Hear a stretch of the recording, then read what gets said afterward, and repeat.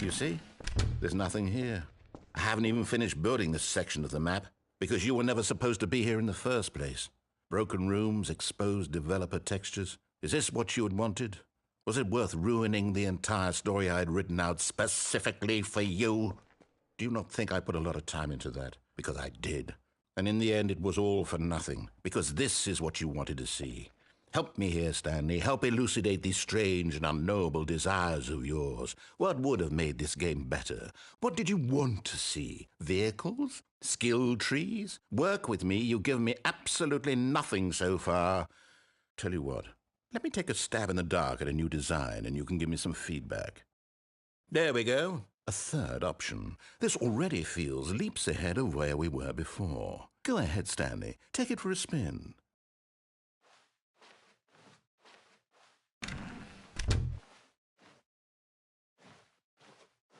Okay, I'm going to stop you there. Now, tell me about your experience with this new version. Would you say that the game benefited from allowing you more choices? Feel free to be honest. I'm looking for some real critical feedback here.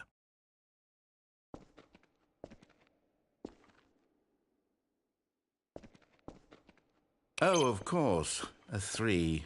Really? Maybe next time we can get you to form an actual opinion, you know? Any level of critical thinking or engagement with your surroundings? Does that sound good? Think we can do that? Yes? Wonderful. Here, based on the data from your previous playthrough, I've compiled a new version. And to be perfectly candid, I think I've knocked it out of the park with this one. Let's take a look.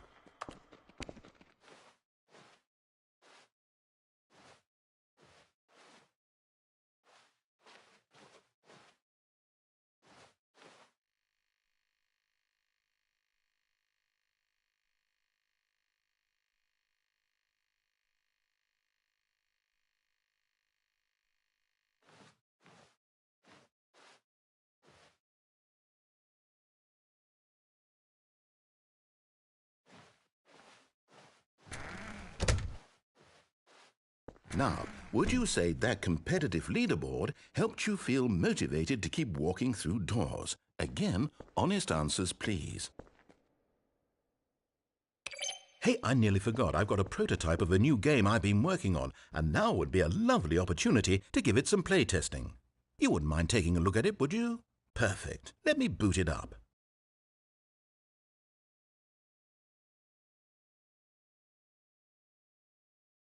In this game, the baby crawls left towards danger. You click the button to move him back to the right, and if he reaches the fire, you fail. It's a very meaningful game, all about the desperation and tedium of endlessly confronting the demands of family life. I think the art world will really take notice. But of course, the message of the game only becomes clear once you've been playing it for about 4 hours. So why don't you give it 4 hours of play to make sure it's effective? Be sure to keep notes on your experience.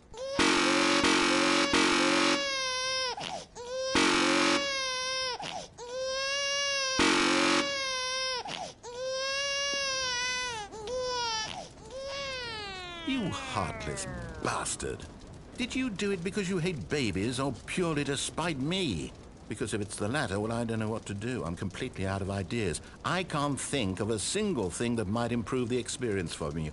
I'm not even going to try. I'm out, I'm done. It's over. Thank you for playing. Your input was extremely valuable. Oh, hey, since my game was so awful, why don't we play someone else's game, just to ease the pain? Let's... What do we have here? Yes. This seems like it'll work. Let's give it a shot.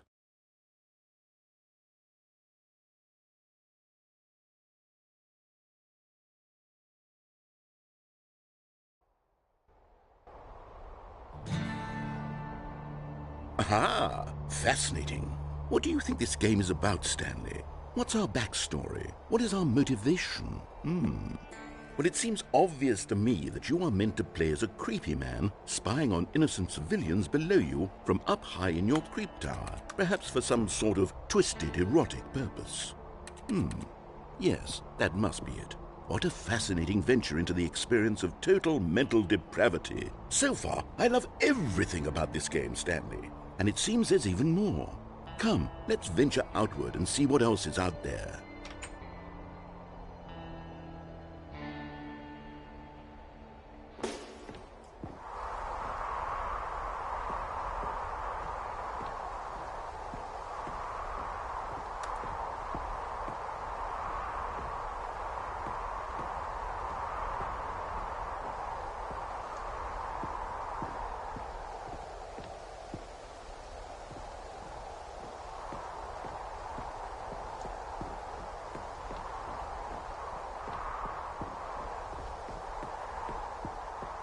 Oh, no. No, it can't be. It is. It's an open world game. Good God, quickly, block it off. Oh, thank goodness, Stanley. What a close call. You nearly wandered off into that thing. That big, open, just wandering around. No right or wrong directions. No path to follow. You can just go in any... Oh, thank heavens we avoided it. We're out of the woods now, Stanley. Okay, I'm going to get us out of here. Let's find another game. Preferably something with walls. Something with nice, big, insurmountable walls. Okay, I think this will be just the thing.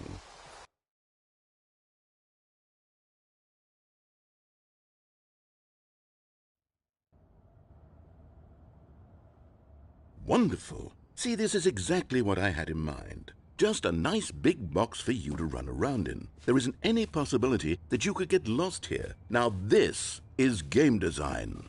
Stanley, if you manage to get lost in this game, I will be phenomenally impressed.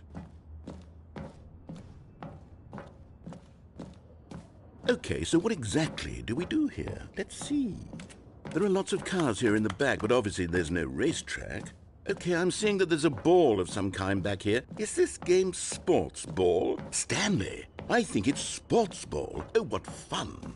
We shall run the bases and do a touchdown together? Yes, I think surely we must. Okay, Stanley, here's the ball. Have fun.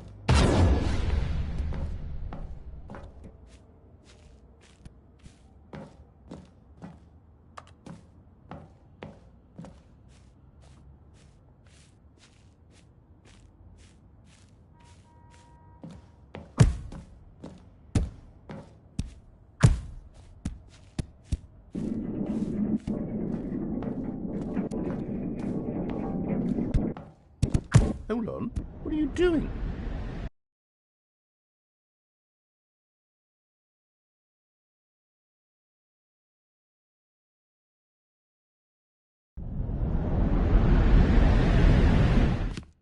Stanley, don't do that. I can't follow you there. I can't help you.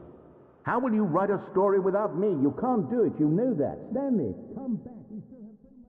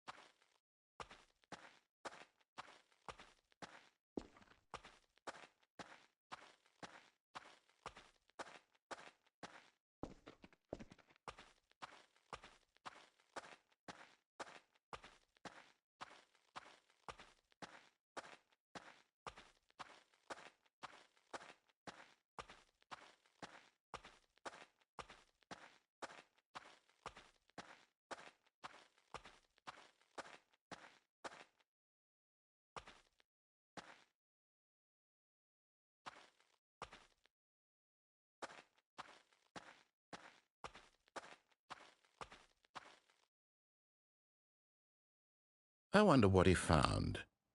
If what he wanted was to be the leading man in his own story, well, perhaps he's gotten it, down in wherever he is right now. I wonder if he's happy with his choice, and if he's learned the heavy cost that comes with it. He'll understand soon what I was trying to tell him. He needs me. Someone who will wrap everything up at the end, to make sense out of the chaos and the fear and the confusion. That's who I am. That is what I mean to this world. Oh, yes. Yes, I'll be back. There's no other way. Once this ends, after it all comes to a close, then I'll be back. The end will be here soon. Very soon. I can wait.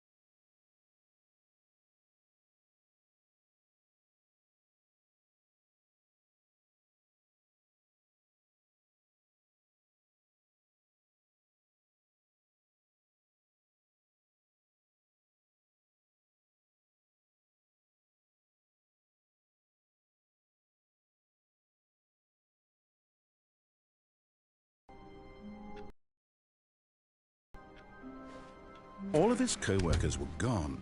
What could it mean? Stanley decided to go to the meeting room. Perhaps he had simply missed a memo.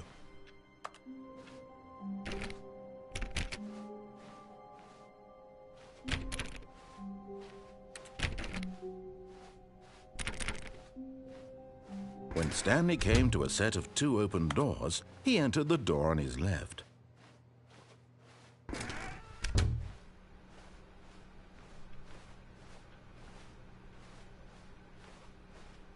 Yet there was not a single person here either. Feeling a wave of disbelief, Stanley decided to go up to his boss's office, hoping he might find an answer there. Coming to a staircase, Stanley walked upstairs to his boss's office.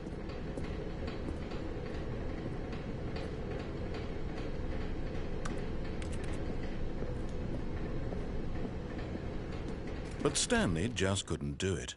He considered the possibility of facing his boss. Admitting he had left his post during work hours, he might be fired for that. And in such a competitive economy, why had he taken that risk? All because he believed everyone had vanished? His boss would think he was crazy. And then something occurred to Stanley. Maybe, he thought to himself, maybe I am crazy. All of my co-workers blinking mysteriously out of existence in a single moment for no reason at all? None of it made any logical sense. And as Stanley pondered this, he began to make other strange observations. For example, why couldn't he see his feet when he looked down? Why did doors close automatically behind him wherever he went? And for that matter, these rooms were starting to look pretty familiar. Were they simply repeating? No, Stanley said to himself, this is all too strange. This can't be real. And at last, he came to the conclusion that had been on the tip of his tongue. He just hadn't found the words for it. "I'm dreaming!" he yelled. "This is all a dream." Oh, what a relief Stanley felt to have finally found an answer, an explanation. His co-workers weren't actually gone. He wasn't going to lose his job. He wasn't crazy after all. And he thought to himself, I suppose I'll wake up soon. I'll have to go back to my boring real-life job pushing buttons. I may as well enjoy this while I'm still lucid. So he imagined himself flying and began to gently float above the ground. Then he imagined himself soaring through space on a magical starfield, and it too appeared. It was so much fun, and Stanley marveled that he had still not woken up. How was he remaining so lucid? And then perhaps the strangest question of them all entered Stanley's head. One he was amazed he hadn't asked himself sooner. Why is there a voice in my head dictating everything that I'm doing and thinking? Now the voice was describing itself being considered by Stanley, who found it particularly strange. I'm dreaming about a voice describing me, thinking about how it's describing my thoughts, he thought. And while he thought it all very odd and wondered if this voice spoke to all people in their dreams, the truth was that, of course, this was not a dream. How could it be? Was Stanley simply deceiving himself, believing that if he's asleep, he doesn't have to take responsibility for himself? Stanley is as awake right now as he's ever been in his life. Now, hearing the voice speak these words was quite a shock to Stanley. After all, he knew for certain, beyond a doubt, that this was in fact a dream. Did the voice not see him float and make the magical stars just a moment ago? How else would the voice explain all that? This voice was a part of himself too. Surely, if he could just... He would prove it. He would prove that he was in control, that this was a dream. So he closed his eyes gently, and he invited himself to wake up. He felt the cool weight of the blanket on his skin, the press of the mattress on his back, the fresh air of a world outside this one. Let me wake up, he thought to himself. I'm through with this dream. I wish it to be over. Let me go back to my job. Let me continue pushing the buttons. Please, it's all I want. I want my apartment and my wife and my job. All I want is my life exactly the way it's always been. My life is normal. I am normal. Everything will be fine. I am okay.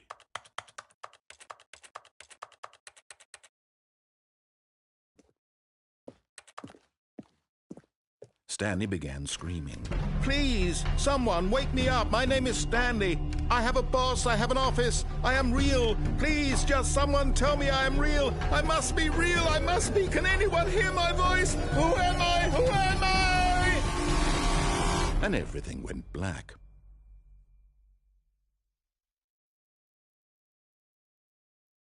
This is the story of a woman named Mariella. Mariella woke up on a day like any other. She arose, got dressed, gathered her belongings, and walked to her place of work. But on this particular day, her walk was interrupted by the body of a man who had stumbled through town talking and screaming to himself, and then collapsed dead on the sidewalk. And although she would soon turn to go call for an ambulance, for just a few brief moments she considered the strange man. He was obviously crazy, this much she knew. Everyone knows what crazy people look like. And in that moment, she thought to herself how lucky she was to be normal. I am sane. I am in control of my mind. I know what is real and what isn't. It was comforting to think this, and in a certain way, seeing this man made her feel better. But then she remembered the meeting she had scheduled for that day, the very important people whose impressions of her would affect her career, and by extension, the rest of her life. She had no time for this, so it was only a moment that she stood there, staring down at the body. And then she turned and ran.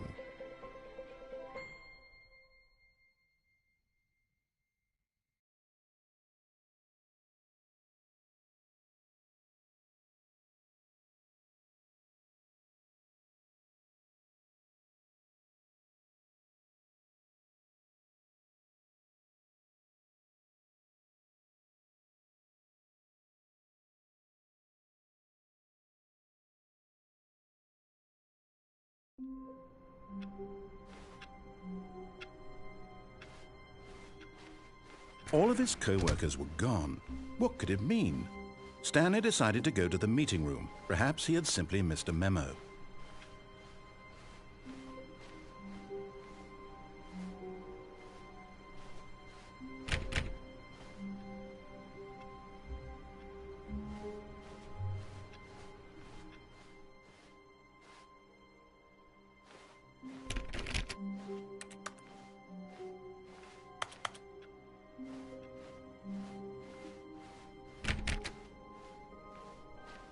When Stanley came to a set of 2 open doors, he entered the door on his left.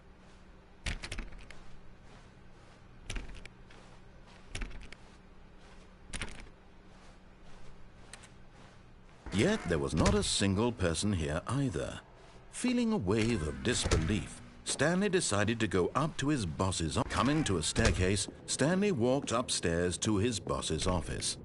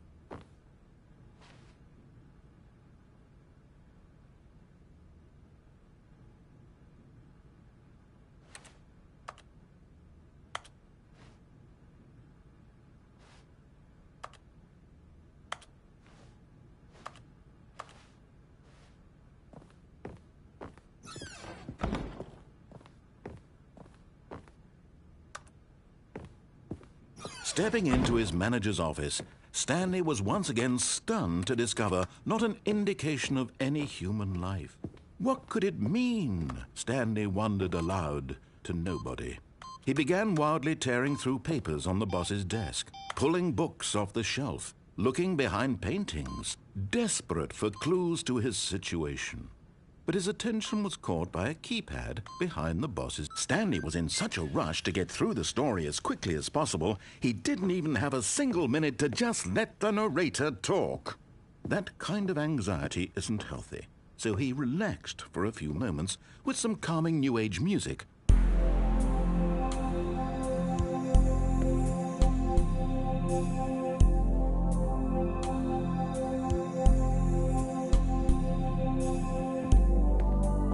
Feeling soothed and rejuvenated, Stanley calmly walked forward into the opened passageway.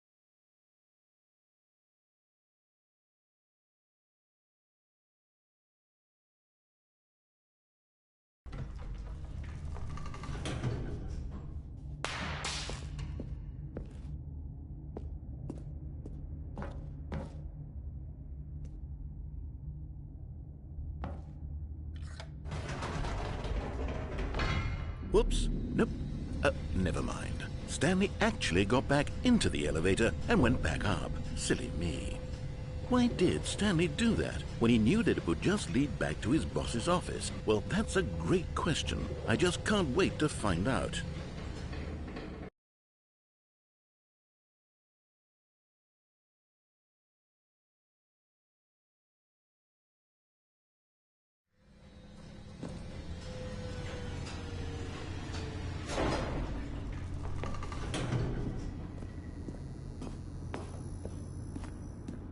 Here we are, Stanley. It's your boss's office. Exactly the way it was before you got onto the elevator. It's still just exactly what it is. What a decision you've made to come up here and look at the office again. This has fleshed out the plot of the story in new and fascinating ways I could have never anticipated. It's that keen eye for storytelling that you have, an incisive rapid fire of critical plot points, one after the other, weaving a rich tapestry of uncompromising narrative. Wow! I'm bolted to the edge of my seat. Incredible. Now he's getting back into the elevator and going down again. Ladies and gentlemen, how does he keep coming up with all of this?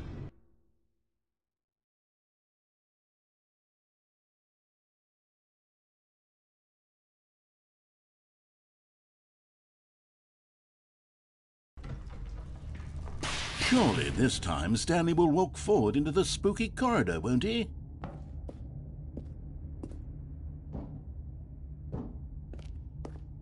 Stanley walked straight ahead through the large door that read Mind Control Facility. Although this passageway had the word Escape written on it, the truth was that at the end of this hall, Stanley would meet his violent death.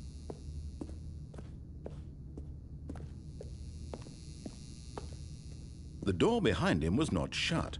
Stanley still had every opportunity to turn around and get back on track. At this point, Stanley was making a conscious, concerted effort to walk forward and willingly confront his death.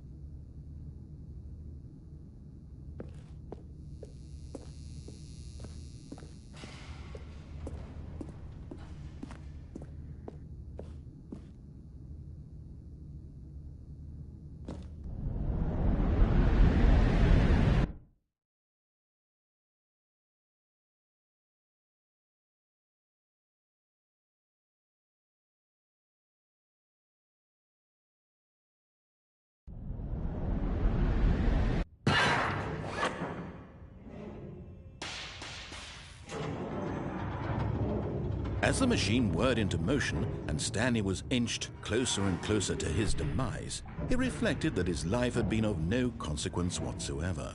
Stanley can't see the bigger picture.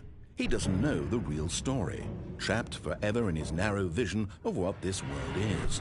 Perhaps his death was of no great loss, like plucking the eyeballs from a blind man. And so he resigned and willingly accepted this violent end to his brief and shallow life. Farewell, Stanley.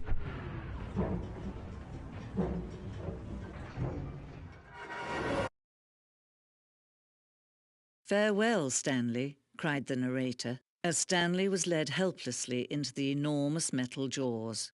In a single visceral instant, Stanley was obliterated as the machine crushed every bone in his body, killing him instantly.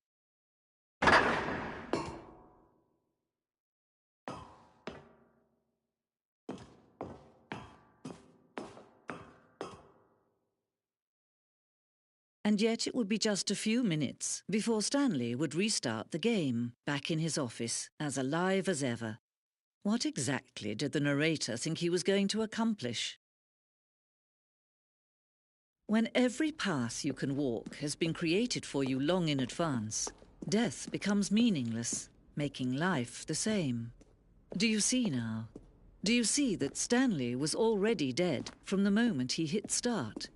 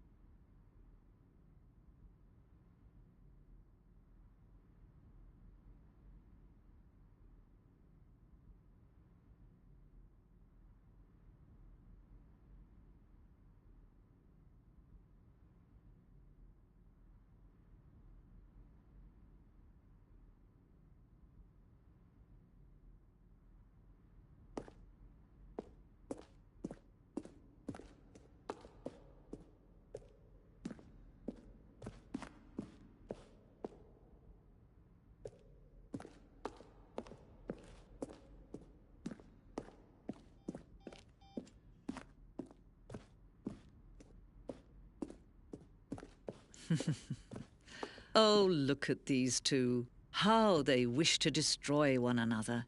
How they wish to control one another. How they both wish to be free.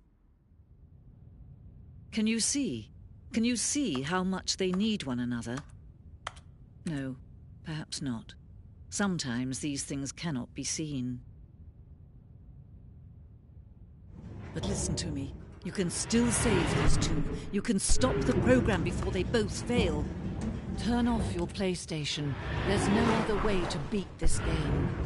As long as you move forward, you'll be walking someone else's path. Stop now and it'll be your only true choice. Whatever you do, choose it. Don't let time choose for you. Don't let...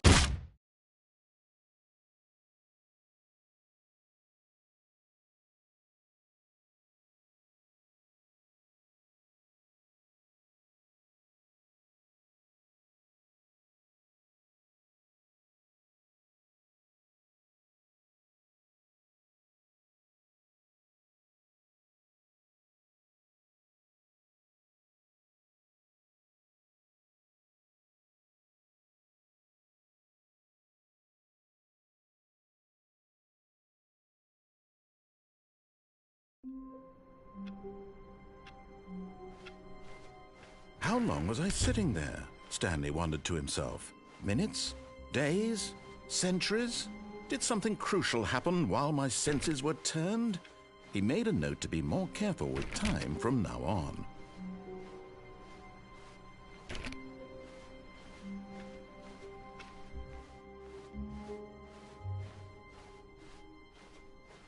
When Stanley came to a set of 2 open doors, he entered the door on his left. Yet there was not a single person here either. Feeling a wave of disbelief, Stanley decided to go up to his boss's office. Coming to a staircase, Stanley walked upstairs to his boss's office.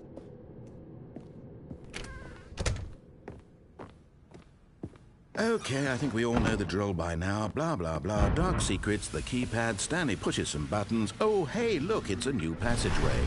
Quelle surprise.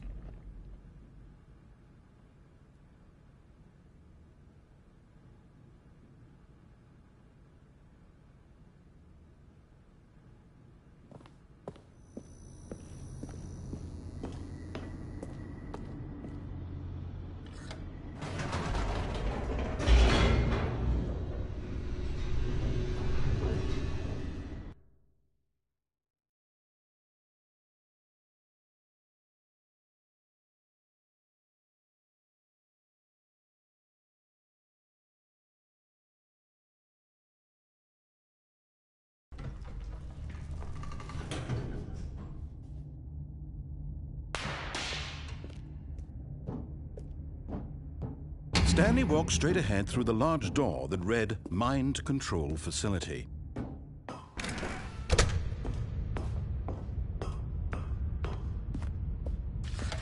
The lights rose on an enormous room packed with television screens.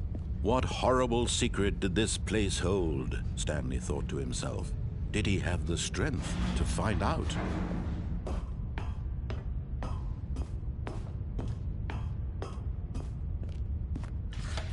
Now the monitors jumped to life, their true nature revealed. Each bore the number of an employee in the building, Stanley's co-workers. The lives of so many individuals reduced to images on a screen, and Stanley, one of them, eternally monitored in this place where freedom meant nothing.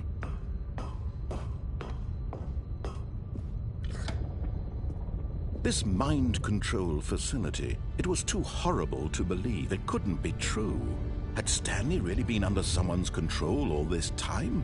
Was this the only reason he was happy with his boring job? That his emotions had been manipulated to accept it blindly? No, he refused to believe it. He couldn't accept it. His own life in someone else's control? Never! It was unthinkable. Wasn't it? Was it even possible? Had he truly spent his entire life utterly blind to the world? But here was the proof. The heart of the operation. Controls labeled with emotions. Happy, or sad, or content. Walking, eating, working. All of it monitored and commanded from this very place. And as the cold reality of his past began to sink in, Stanley decided that this machinery would never again exert its terrible power over another human life. For he would dismantle the controls once and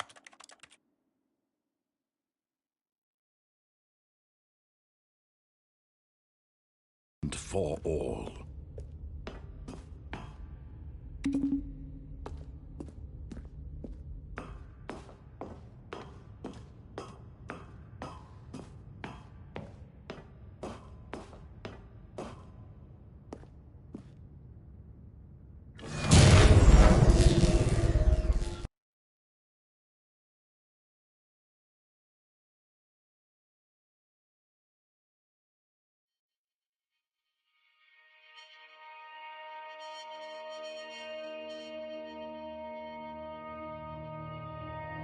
Blackness, and a rising chill of uncertainty.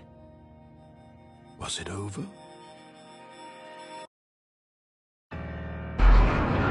Yes!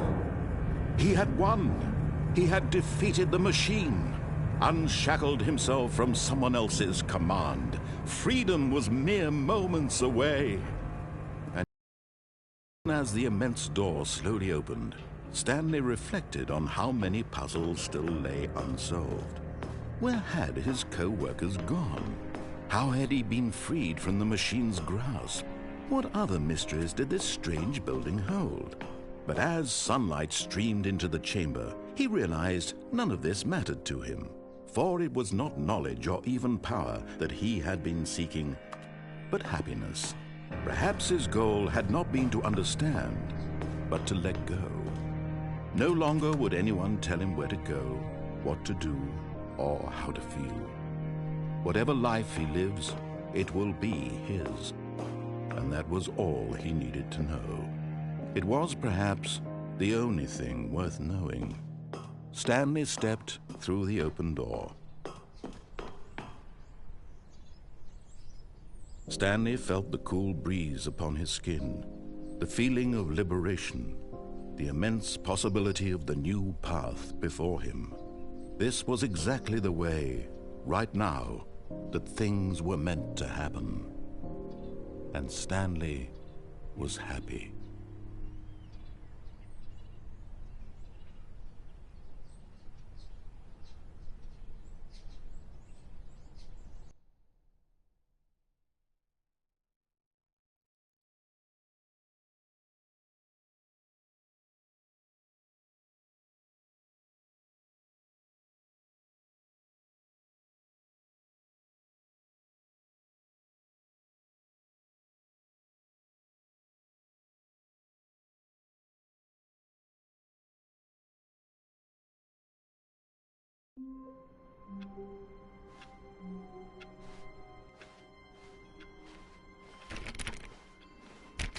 All of his co-workers were...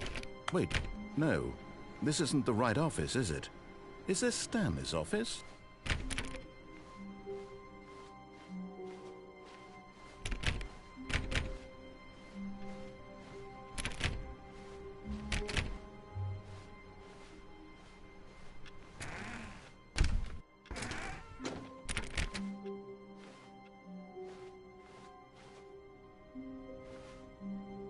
Oh, new content?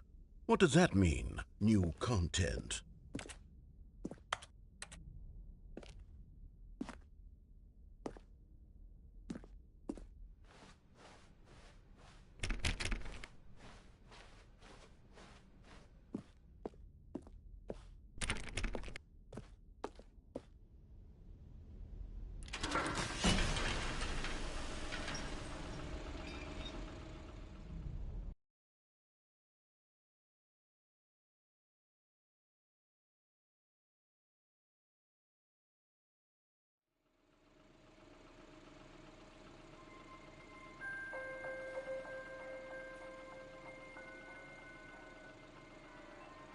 Hello, and thank you for playing The Stanley Parable Ultra Deluxe.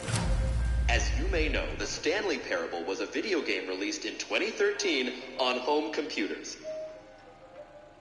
After receiving critical and commercial success, it was expanded upon in 2022 with The Stanley Parable Ultra Deluxe, a reimagining of the game for consoles and home computers.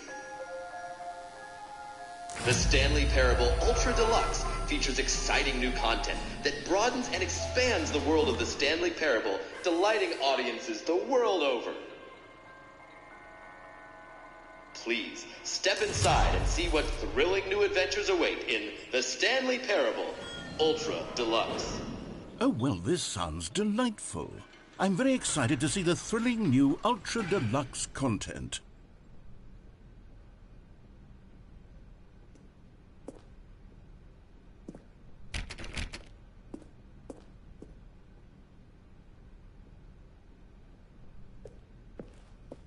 Okay, so far it's an elevator.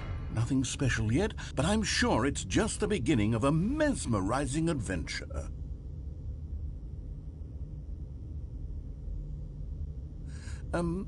Is it broken? What's going on here? Should we be moving somewhere or... Oh, here we go. All right, finally, at long last, it's on to the new content. I've never been more ready. Let's do it.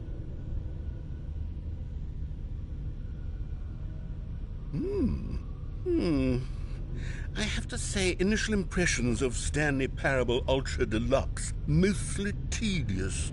It's as if the... Oh, okay. Let's see the content. Give me the content, Stanley.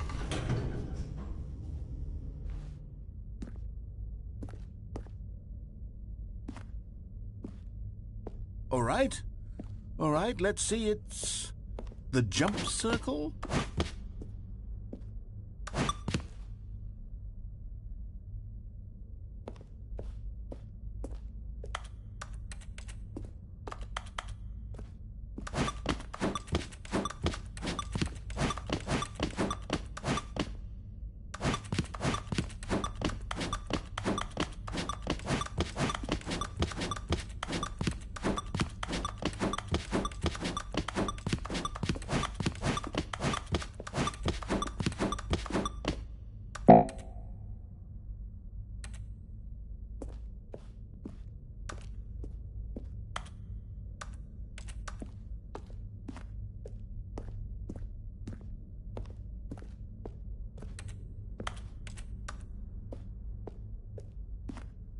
Is that it? Surely that's not all the new content. There has to be something else, right? Goodness. Another elevator. Stanley, I have to say, initial impressions of this game are not positive. It's just elevators and jumping. Is this what passes for exciting new content? If this is new content, then I could just read you the whole dictionary. There's 20 hours of new content right there. Hell, I could count to 30 trillion. You could put that on the box. The Stanley Parable Ultra Deluxe, now with over 1,000 hours of new content. And if... Oh, wait. There's more. Very good. Yes. I knew there had to be something else. Let's see it. I'm ready for whatever it is.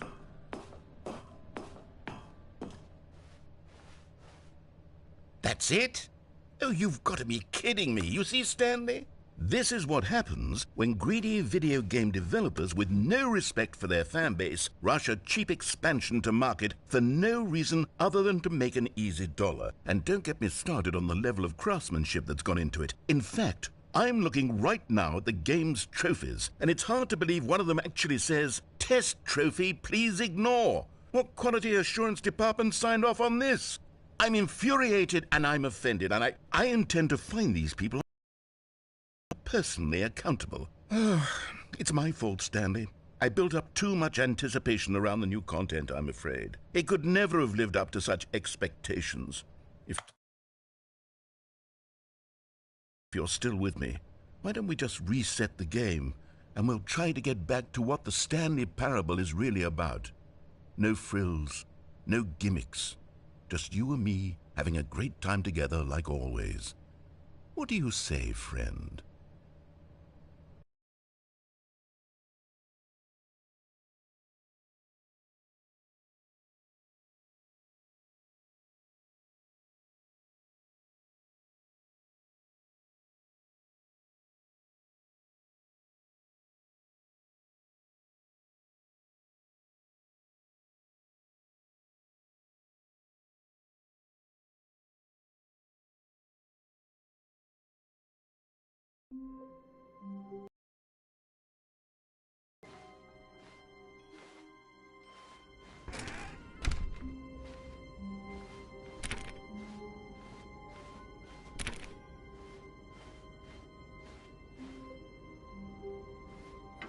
Psst! Stanley! Come over here! In the vent! I want to show you something!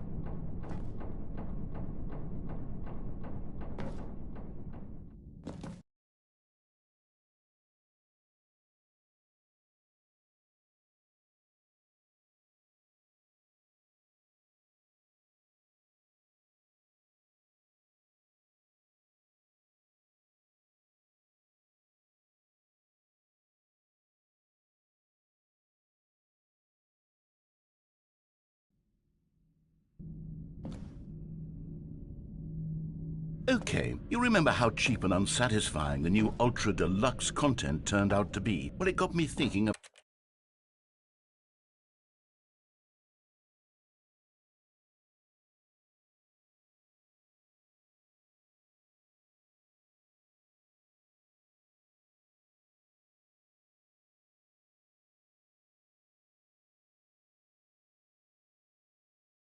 about the past and how much better the Stanley Parable used to be. So I made something special and tucked it away here where the game's developers won't find it. Just our little secret. Take a look. I call it the Memory Zone. It's where I've been storing all my favorite memories so I can relive the peak experiences of my life whenever I want. Experiences like the launch of the Stanley Parable on PC. You see, Stanley, doesn't the Memory Zone remind you of how wonderful Stanley Parable was before it was sullied with a cheap PlayStation port? Remember back in October of 2013, when the game originally launched? Back then, video games had integrity. And over here is where I keep reviews of the Stanley Parable. Like this toy.com. James Stephanie Sterling writes, and I quote, Where so many games that aspire to be more than games end up less than any form of art, Stanley Parable strives and then succeeds to be every game ever created. Did you hear that, Stanley? Every game ever created. That's how grand and all-encompassing the original Stanley Parable was. It was literally every game ever created. It was Skyrim, it was Persona 3, it was all of them, and now it's nothing. It's no games at all. It isn't even the Stanley Parable anymore. It's just a husk now. A lifeless husk with an hour of new elevator content.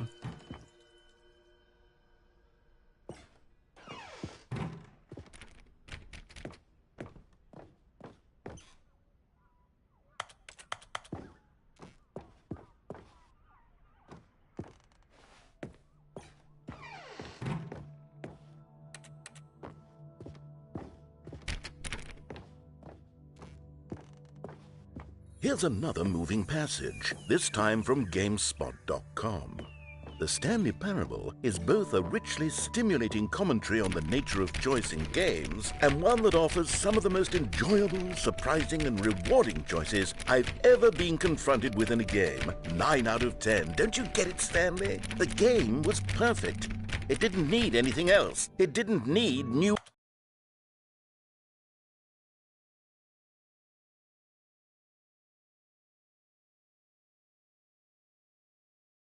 content. All they had to do was transport it in pristine condition along to the PlayStation. Boom, done. And they couldn't even do that. Couldn't resist the urge to go meddling with a beloved franchise.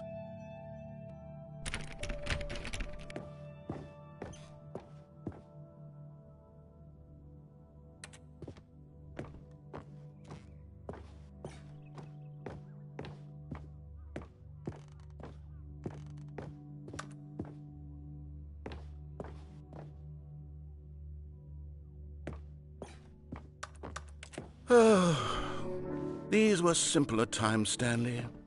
What I wouldn't give to go back, to have it all over again. Wait, hang on. I don't recall this part of the memory zone before. What's this? What's down here? Oh, no. Oh, God, no, Stanley. It's a collection of reviews from Pressurized Gas, the extremely popular online storefront for computer games. I haven't looked at these in years. I can't even imagine what's been collecting down here.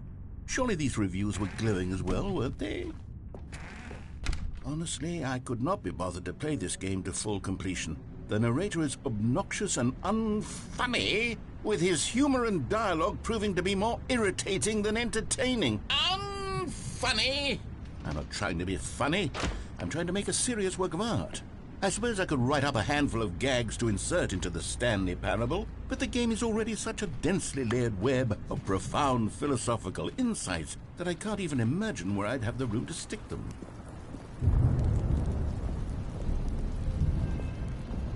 Okay, let's see what this one says.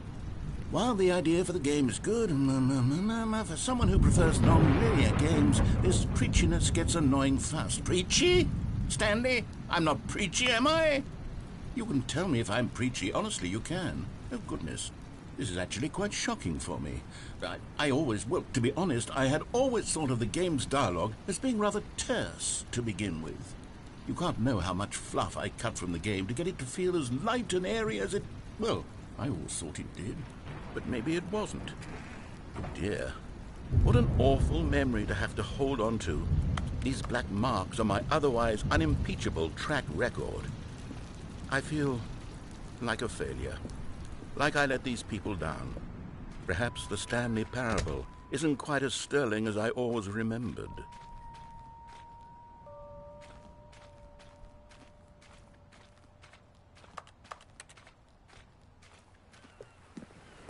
What's this one got to say? You constantly have to stop doing anything so the narrator can catch up with his long-winded explanations of what's happening. I wish there was a skip button. A skip button? Well, yes. Yes, I think we can do that. If I'm truly too preachy, then maybe letting you skip ahead for just a moment, surely it couldn't hurt. Not if it means we can strike these negative reviews from the record. Only positive reviews of the Stanley Parable. That's my motto today, and it's always been my motto. I'd do anything for the customer, Stanley. Yes, a skip button we shall have. And here it is. Go ahead and Oh, you're back, you see. You were only frozen in time for a few minutes, but it was plenty of time for me to deliver a long, rambling monologue full of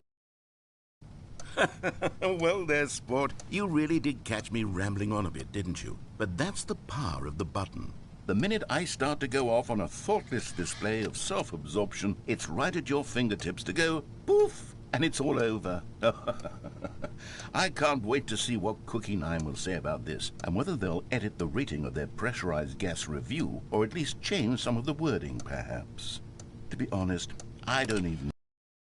Okay, welcome back, Stanley. Now, I should say that the amount of time the button has been skipping through is becoming longer and longer. That last one was, well, I want to say maybe 30, 45 minutes? It's not unendurable by any means, but it's, well, there's really only so much I can ramble on to myself about. I know, it's shocking, isn't it? But at any...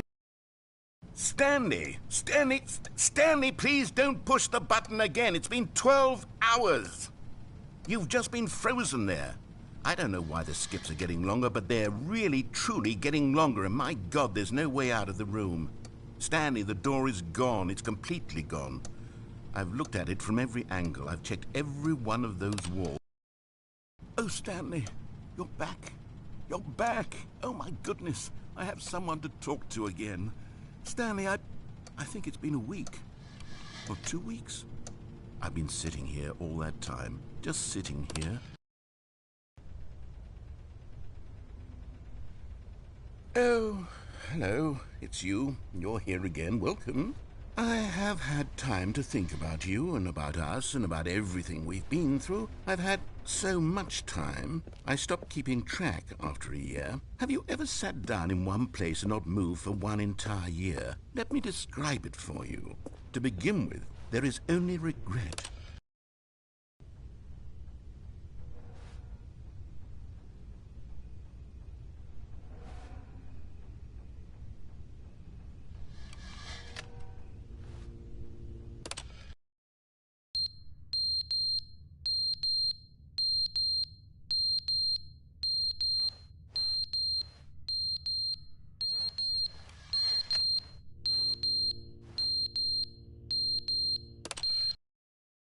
But they didn't understand the game was never meant to be funny. It was meant to have a point. It was meant to speak to the human condition. But where are the jokes? Where are the jokes? They bemoaned, they screamed, they gnashed their teeth and said, entertain us. It wasn't enough. They had to leave a pathetic little thumbs.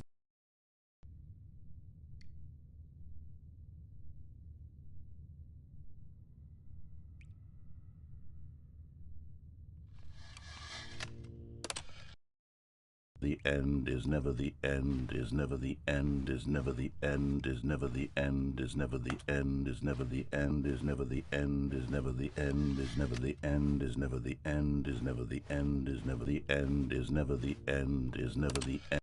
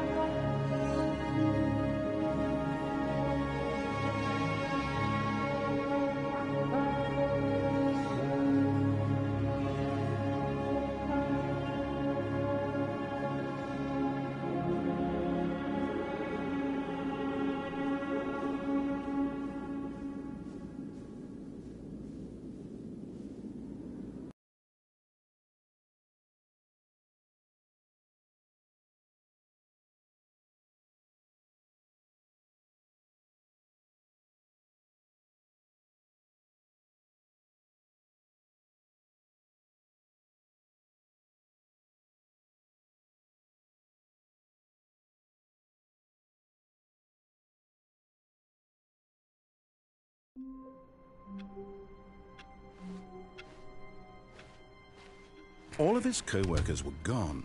What could it mean? Stanley decided to go to the meeting room. Perhaps he had simply missed a memo.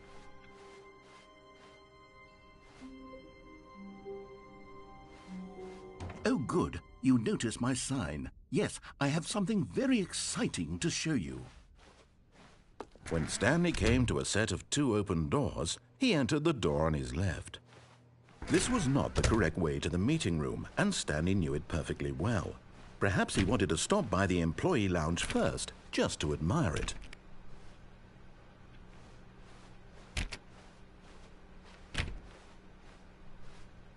Wow, yes, this room. What a beautiful room. What a gorgeous, gorgeous room. Thank goodness Stan, but eager to get back to business, Stanley took the first open door on his left.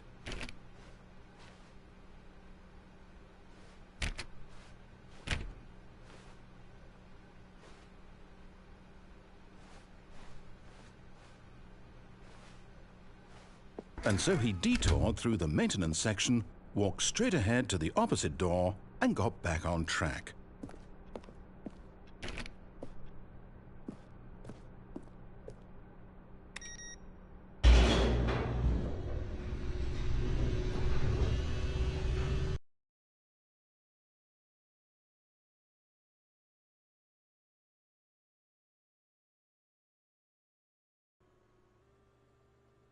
But Stanley didn't want to go back to the office. He wanted to wander about and get even further off track. So now in order to get back, he needed to go, from here it's, left.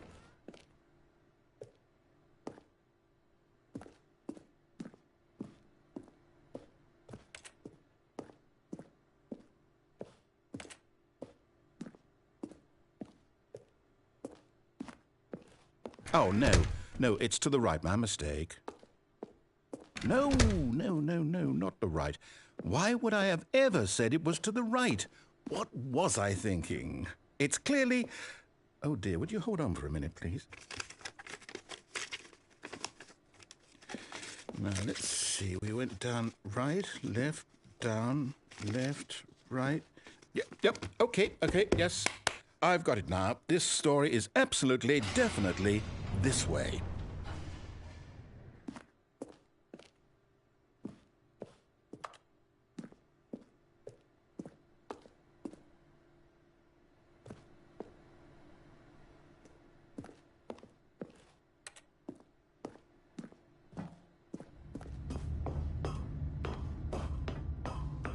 No. This isn't right at all. You're not supposed to be here yet. This is all a spoiler. Quick, Stanley, close your eyes. Okay. We just have to get back to, oh, who am I kidding? It's all rubbish now. The whole story completely unusable. How about, rather than waste my time trying to salvage this nonsense, we'll just restart the game from the beginning. And this time, suppose we don't wander so far off track, Okay, from the top.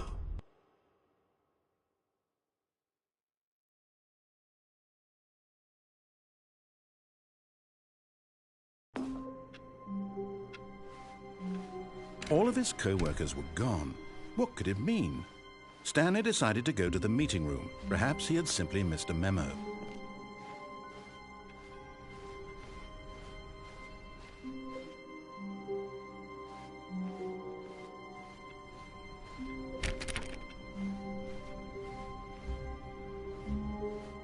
When Stanley...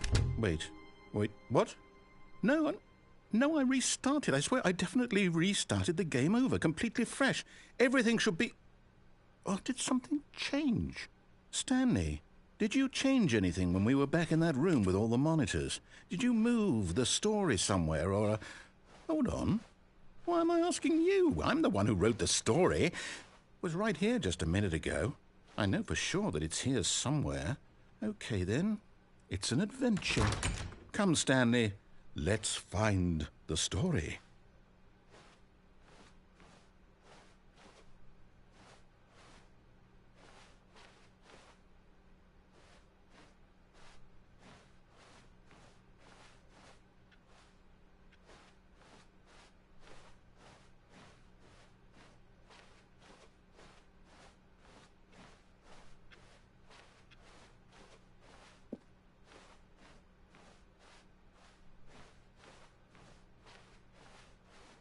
I'll say it. This is the worst adventure I've ever been on. I can promise you there definitely was a story here before. Do we need to restart the game again? Well, I find it unlikely that we'll ever progress by starting over and over again, but it's got to be better than this. Okay, let's give it a shot. Why not?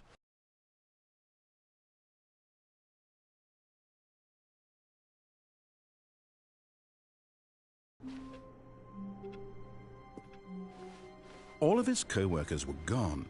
What could it mean? Stanley decided to go to the meeting room. Perhaps he had simply missed a memo.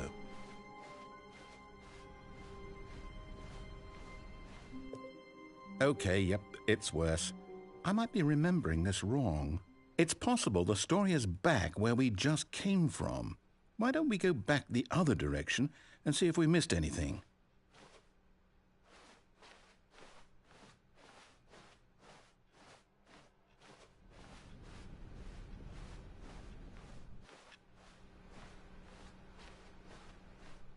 Aha! I knew we'd miss something. The story. Here it comes. No, wait, never mind. Not the story. Okay, let's head back the other way and retrace our steps. Now this... Well, I'll be honest, I don't recognize this place at all. Is this the story? I don't think so. I can't quite recall, but I believe my story took place in an office building. Is that correct? Do you remember, Stanley? Well, do you know what? Since I've completely forgotten what we were supposed to be doing, how about this? You win! Congratulations! I know you put in a lot of hard work, and it really paid off, so good job. Oh, no. No, I don't feel right about this at all. We both know you didn't put in any actual work for that win. Some people win fair and square, and this was not one of those situations. Okay, I'm getting weirded out by whatever this place is. I don't care what might happen this time, I have to restart.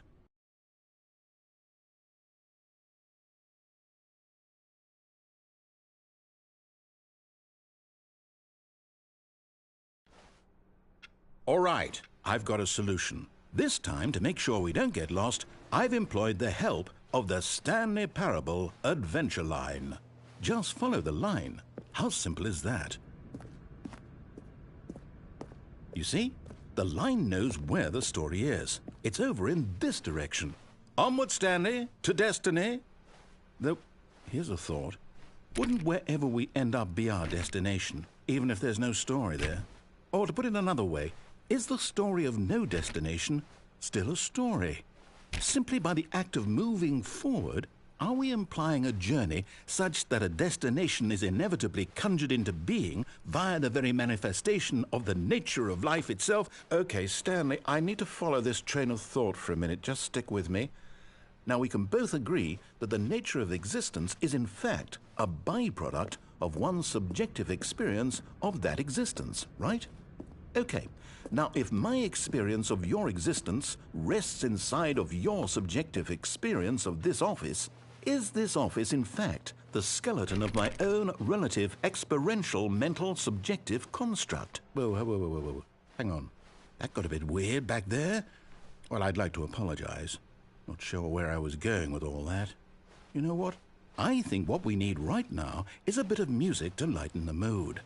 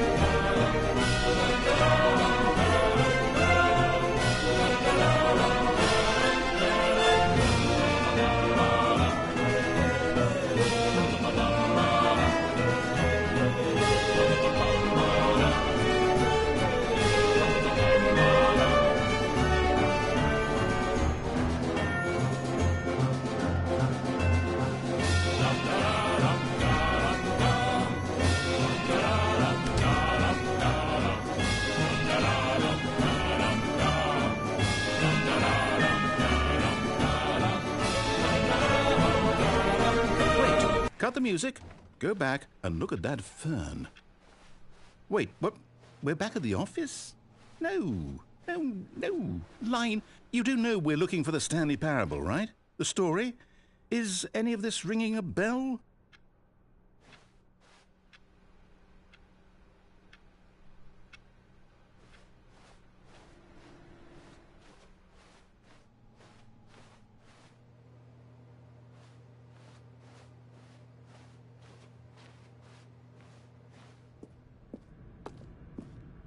Oh, no, not again, Line. How could you have done this to us? And after we trusted you, after everything we've been through, you... Oh, I can't take this anymore. To hell with it. Restart.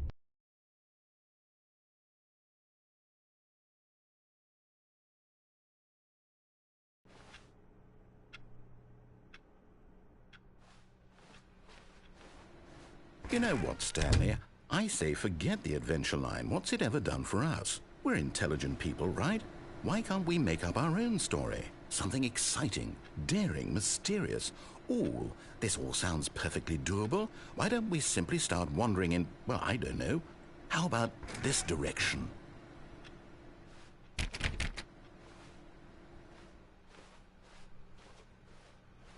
Now, yes, this is exciting. Just me and Stanley forging a new path, a new story. Well, it could be anything. What do you want our story to be? Go wild. Use your imagination. Whatever it might be, Stanley, I'm ready for it. Oh, no, not you again.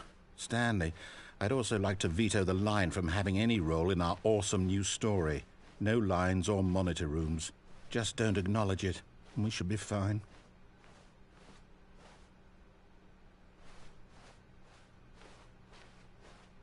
Ah, a choice. We get to make a decision. From here, the story is in our control. How important, we mustn't squander the opportunity. In fact, I believe I need a minute to think here. Just walk in circles for a minute. Okay, so I know that each door has to lead somewhere, which means that somewhere, the place where we're trying to go, there must be a reverse door that leads here. And that in turn means that our destination corresponds with the counter-inverted reverse door's origin. So starting from the right, let us ask, will taking the right door lead us to where we're going? And since the answer is clearly yes, then by all accounts, the door on the right is the correct one. Another victory for logic. Come, Stanley, our destiny awaits.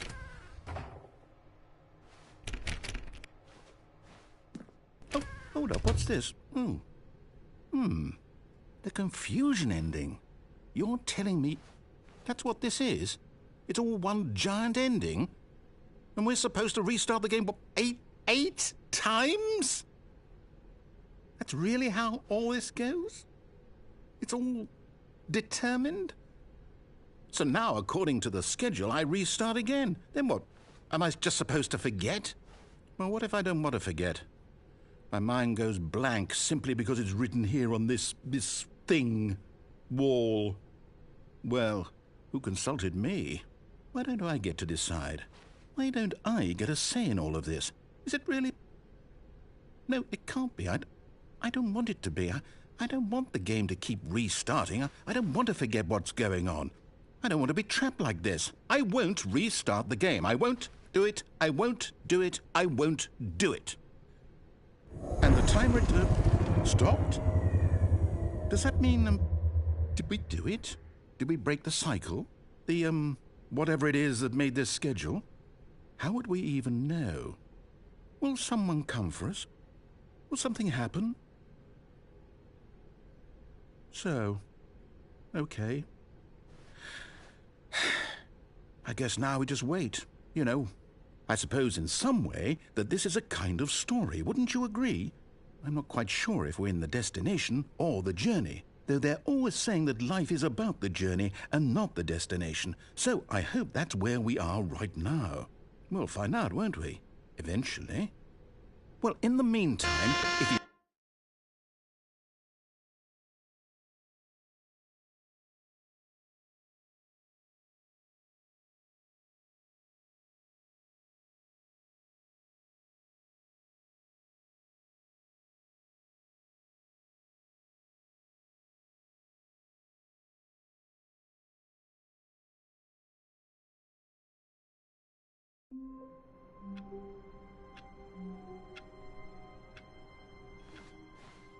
All of his co-workers were... Wait, no. This isn't the right office, is it? Is this Stanley's office?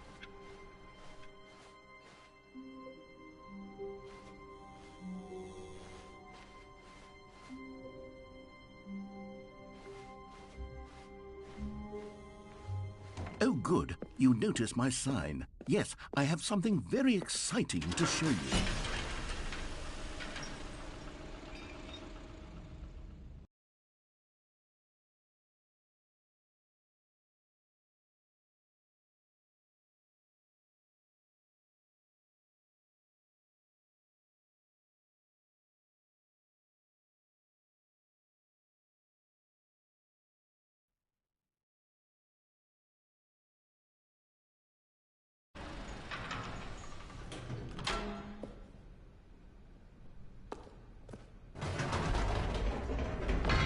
You see, Stanley, I've been reflecting on the Stanley Parable and about how roundly disappointing this ultra-deluxe version has turned out to be.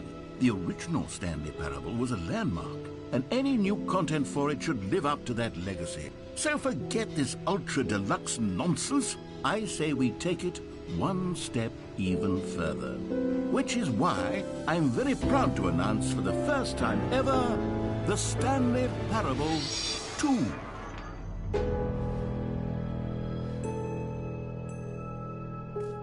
Yes, you see, isn't this far superior to a measly port with a few minor additions? Think of all the new territory we'll cover with a fully fledged sequel. An entirely new experience, built from the ground up.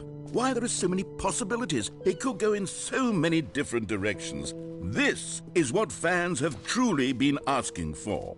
Now, to be clear, I haven't quite nailed down what exactly the Stanley Parable 2 is going to be, but let's take a look at some of the features I've been developing for it. I figure that if I can loosely organize a handful of interesting concepts, that surely the game will sort of naturally spring up around them. It'll all work itself out. Game development is much more of a fuzzy magic than anything scientific or logical, really. Here we are. Go on, try out some of the new features. Okay, I'll be honest, I haven't yet decided on this one. I think that in the new version, a bit of decoration, like balloons. But I'm undecided on Get Well Someday and Happy 12th Birthday. Which would you go with?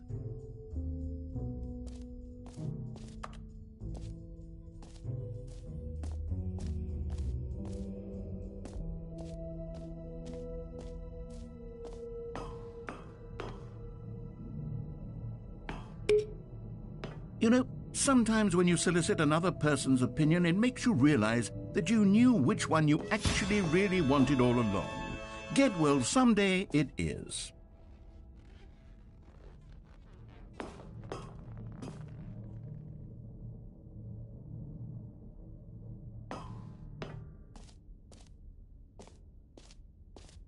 Or actually, maybe I should have gone with...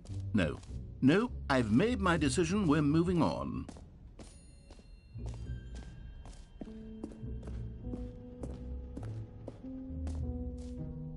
Ah, collectibles. Now it's a real video game. In the Stanley Parable 2, you'll run around gathering up these miniature Stanley figurines. And what's truly innovative is that there will be no reward for collecting all of them. I don't want to stifle the intrinsic joy of watching a number go up. You simply collect all of them, and then you move the hell on with your unremarkable life.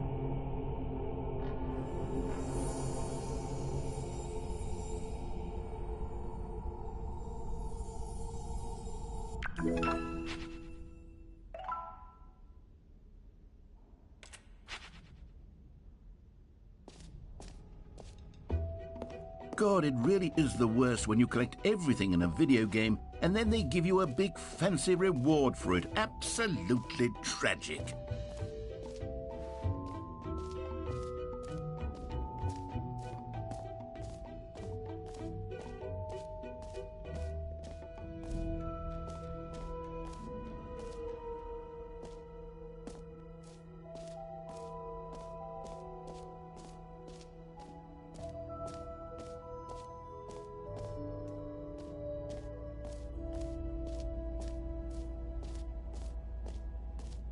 Stanley, here's an idea that I'm truly fond of. It's never been done before in a video game.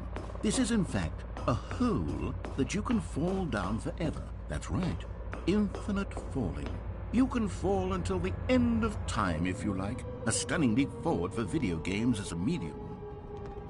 You see, isn't it wonderful? One of my more ingenious concoctions, if I do say so. Now then, since you've gotten to see the infinite hole, you can press the teleport button to pop back up to the top, and we can continue onward. Now, I don't mean to be a bummer, but I do recommend you use the teleport button to go back to the top. Maybe do it on the sooner rather than later spectrum of things.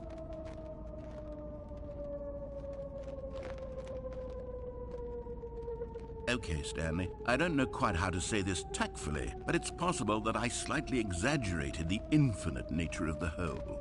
Is it a very, very deep hole? To be certain it is. It's an extremely deep hole. I don't want anyone to say that it isn't an astonishingly deep hole. It is. Is it infinite? Well, that sort of depends on your definition of infinity. From one perspective, the infinite is merely philosophical in nature. It's more of a... Okay, well, good for you. You found the bottom of the hole. You found me out, Stanley. I'm a liar and a cheat, and you're so clever. Look, I think the issue here is just that you're unusually fascinated by falling. What normal person actually wants to fall infinitely? I figured the hole was as deep as anyone would actually need. Don't you put this on me. Maybe you're the problem. Look, things got a little heated there. I think we both said some things we didn't mean. Why don't we just put all this behind us and agree to just call the hole mostly infinite? If that works for you, then go ahead and press the teleport button to warp up to the top of the hole and we can move on. I'll just be up here when you're ready. Great. Now, I'm very excited to show you... Oh, for heaven... You see, I was right. The problem is you. The problem is that you like holes too much. Not normal. A normal person would have said, yep, that's an infinite hole right there, goes on forever till the end of time. Don't need to see it all, but not you. Oh, no, no, no, no. You have a weird sort of... Oh. Did the hole seem even shorter to you this time? I couldn't help but feel like you spent a little less time in there than you did before. I mean, admittedly, I didn't make an infinite hole, but I didn't think it was that not infinite. Well, I suppose once again there's nothing to do here. If you decide you've had enough of the hole, you can hit the teleport button and come join me up above. Had enough? I'm positively thrilled. Gosh, how could I have guessed? You're back in the hole. If this starts to become a thing where... Wow. Okay. Yes. I'm starting to become extremely certain that the hole is not only not infinite, but that it's growing steadily less and less infinite. I suspect that I'm starting to hit the point where it's no longer feasible to call the hole infinitely deep, even by the lax overall standards for accountability and marketing. What's going on here? Stanley, I have no explanation for the uncertain nature of the hole's length. Here, let's try something. Let's pop back up to the top, and we'll see if it gets any shorter. Well, there it is. The shame of my life. How is this still appealing to you? I know you're obsessed with holes, but at this depth, I just can't see this scratching the itch. Oh, who am I to judge? You just do whatever it is you're here to do and hit the teleport button when you're ready to move on. Is the, teleport button not working? You sure? Well, I mean, I really don't have an explanation. Still nothing? Well, I suppose there is one thing I can do to fix this. I'm out. Goodbye, Stanley. You couldn't bear to be away from the hole, and now you'll get more time with it than you could ever have asked for. It's a win for everyone. You get to be with the hole, I get to do literally anything else. Take care, Stanley. I hope you and the hole have a wonderful rest of eternity together.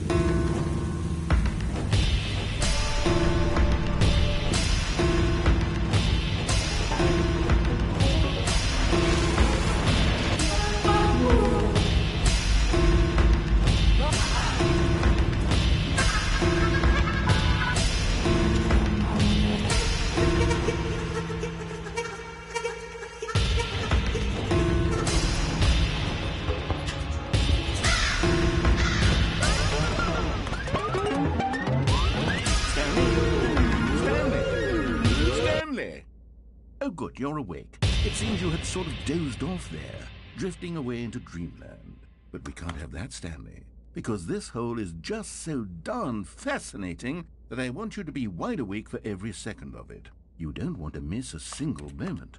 So how about if I just pop in from time to time and wake you up to keep you really, truly focused on the hole? From the looks of things, you and I will have many, many years here in this hole, and I'm looking forward to all of them. Stay alert, Stanley. I'll be back. Toodle-pip.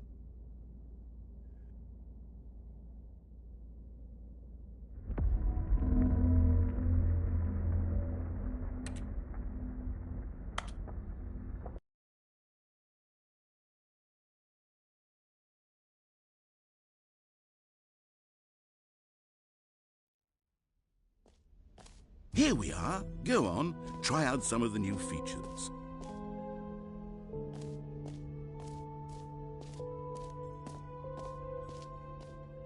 For the Stanley Parable 2, I asked myself, what do players really want?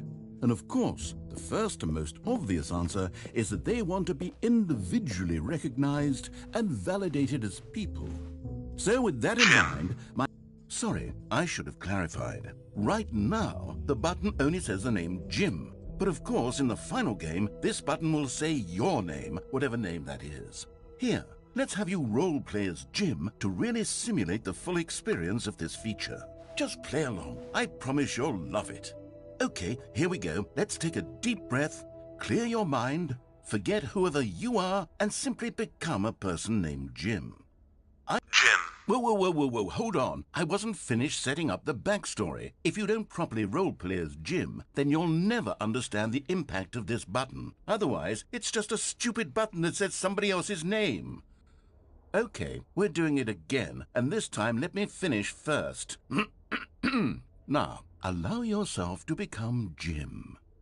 Jim. All right, fine, whatever. It's just a meaningless button that says Jim. Are you happy now? Get out of here.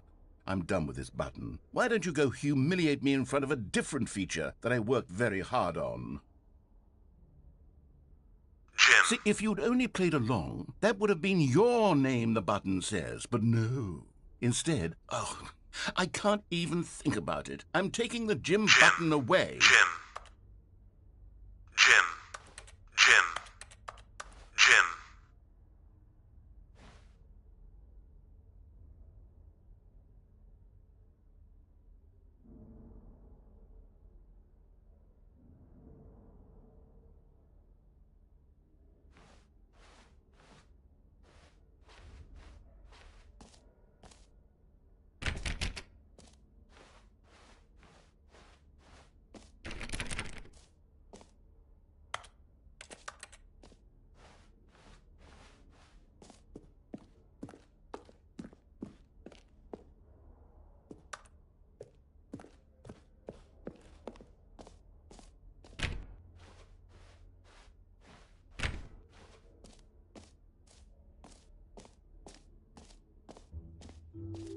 maybe I'll only let people named Jim play the Stanley Parable 2. An epilogue would be fun, wouldn't it, Stanley? Yes, it will go at the end of the, well, we'll figure that out later.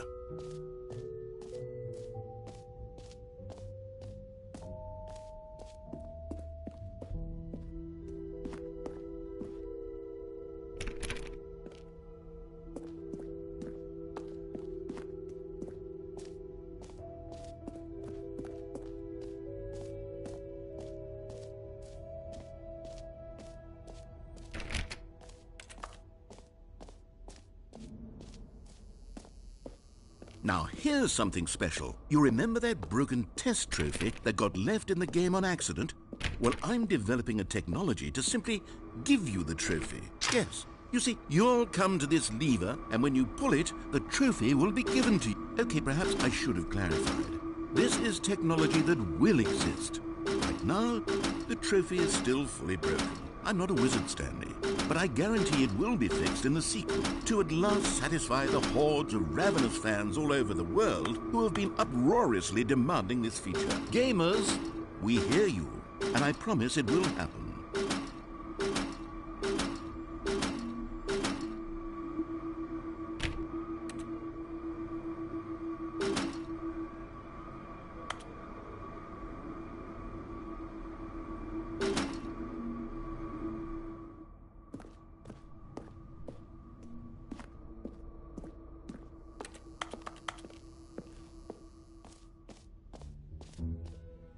What else? What other exhibits haven't we seen yet?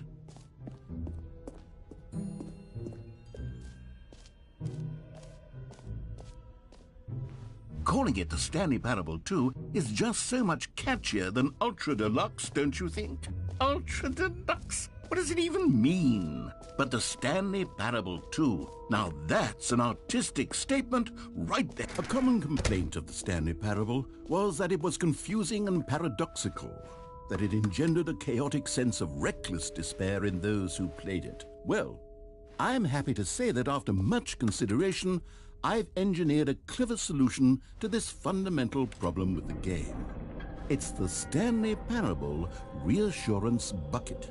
You see, Stanley, anytime you're holding the bucket, a sense of calm and ease will fill your mind and your heart. It's true. As long as you hold on to the bucket, the many disorienting contradictions of the Stanley Parable will feel perfectly normal and perhaps even comforting. You may even come to long for the gentle embrace of jarring cognitive dissonance while the bucket is in your arms. And to be honest, it's a much more convenient solution for me than actually redesigning the game to be less uncomfortable. Can you imagine what a pain in the ass that would be? Yes, the bucket is the perfect solution. Come on, give it a try.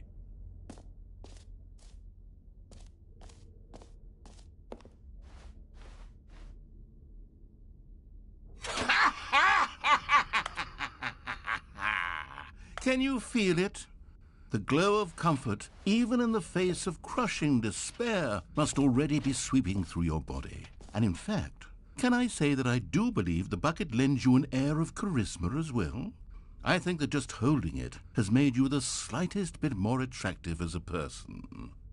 The benefits of the bucket seem to go on, don't they? All this and more await you in the Stanley Parable 2. Does anyone give out awards for most enjoyable bucket in a video game? That really should be an award if it isn't already.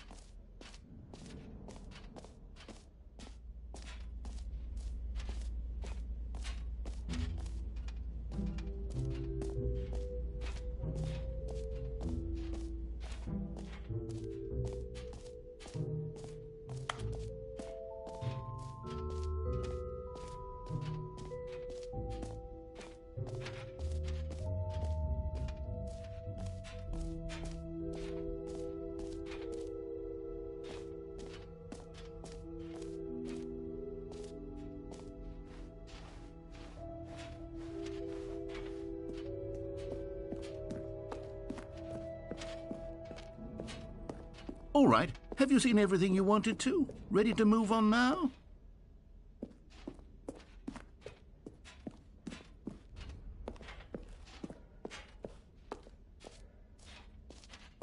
So, Stanley, what do you think?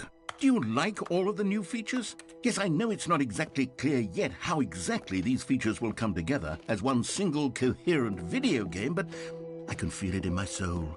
It's going to work. There's definitely a good game in there somewhere. Say, let's do an experiment. I'll arrange these new features together, and we'll see whether or not it coheres into a meaningful gameplay experience. Okay. Are you ready? Here it is. I give you the Stanley Parable 2.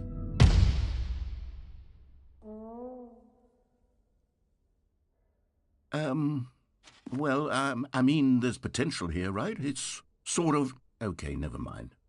Hold on. Let me do a different arrangement. Okay, yes, this is much better. I feel good about this. Here we go. Version 2. Who am I kidding, Stanley? This isn't a coherent video game at all. It's a lot of gags. And I do very much enjoy creating gags, but they don't add up to anything. I wanted more than anything to create a sequel that would capture all the magic of the first game. I wanted fans to love it. No matter how good these gags are, they won't stand on their own. They would need the structure and the gameplay of the original. Wait, maybe that's it. I can take the original Stanley Parable and simply, well, insert a few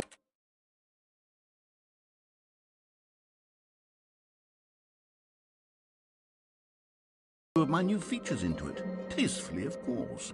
With respect. With care for the vision and integrity of the original game. Would it possibly work? I suppose it could. But it would need a really, really tremendous title screen. A title screen that says with bold and is the Stanley Parable 2. Let me see if I can whip something up. All right, perfect. Go ahead. Take a look.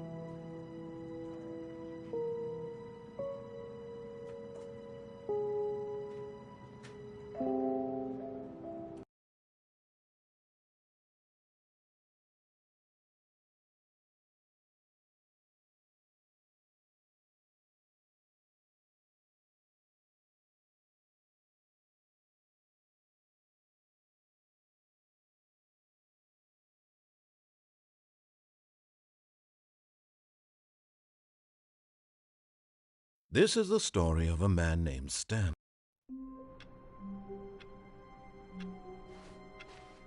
All of his co-workers were gone. What could it mean? Stanley decided to go to the meeting room. Perhaps he had simply missed a memo. Stanley picked up the bucket.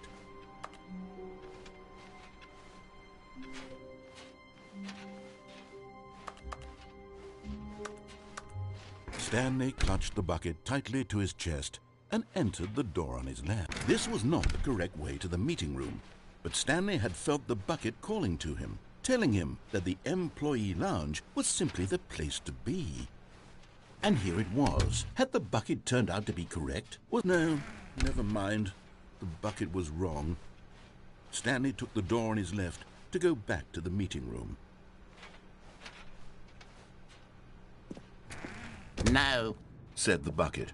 Don't go to the meeting room. Go somewhere else. The cargo lift, yes. Go there. Good, said the bucket. Now ride the lift all the way to the top. There's something up there I need you to do. Stanley did not question why or how this bucket was speaking to him. It should have alarmed him, of course, because buckets can't talk. But Stanley chose not to think about this obvious fact. He was firmly convinced that the bucket had spoken to him, and he unthinkingly did whatever the bucket asked. No, stop. Look there on the wall. You see, there's a sign right there. It says, "No buckets past this point." Stanley, how could you think it was okay to bring the bucket here? Unless, what if the problem is that you actually don't know what is a bucket and what isn't a bucket? I suppose that would explain a lot about your behavior up to this point. Which, if that's true, well, my goodness, I think we have to do something about it. This misunderstanding could have dire consequences on the entire rest of the game if not addressed quickly and properly.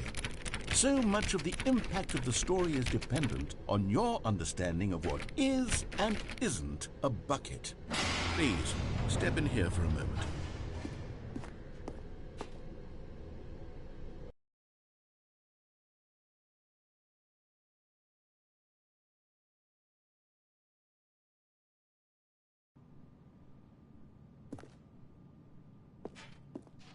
Now then, I'm going to run you through some test scenarios, and you'll tell me whether or not the thing I'm showing you is a bucket.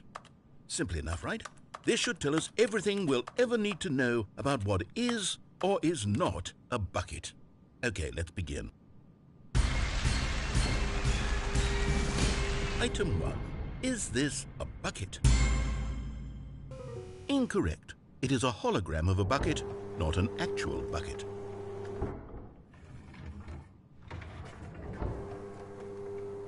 Item 2. Is this a bucket?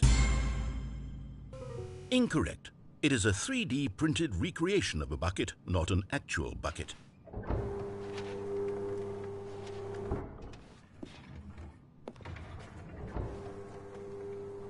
Item 3.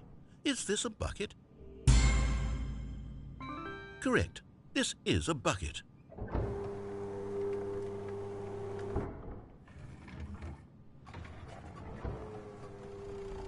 Item 4. Is this a bucket? What?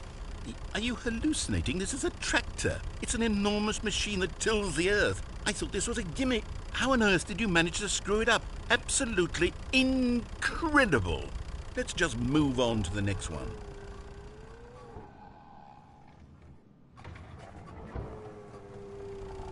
Is this a bucket? Correct. This is a bucket.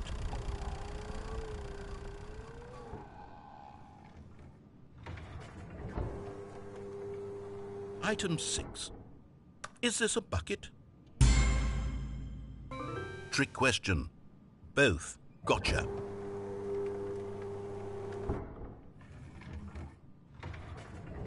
Item... Wait, hold on. I can't find the next one. Let me see. It should be around here somewhere.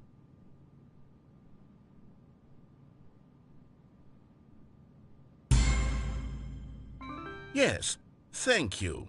There's nothing here. Of course it isn't a bucket. We both know full well that nothing isn't a bucket. Wait, when I say nothing isn't a bucket, that makes it sound like I'm saying everything is a bucket, which of course is not true. Unless, is that what you think? Answer me straight, Stanley. Are you trying to tell me that you believe everything is a bucket?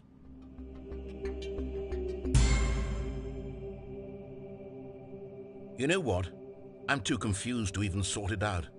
I've lost all sense of perspective. What is a bucket? What isn't a bucket? Mere moments ago I could answer these questions with confidence, and yet now I'm somewhat adrift. Do any of us know what a bucket is? Am I a bucket? Stanley, I can't keep doing this. I'm losing myself, and myself was all I ever had to begin with. I'm afraid the bucket is threatening to tear our relationship apart. I can't have that. I'm sorry, but I'm going to erase all buckets from the game entirely. Okay, here we go.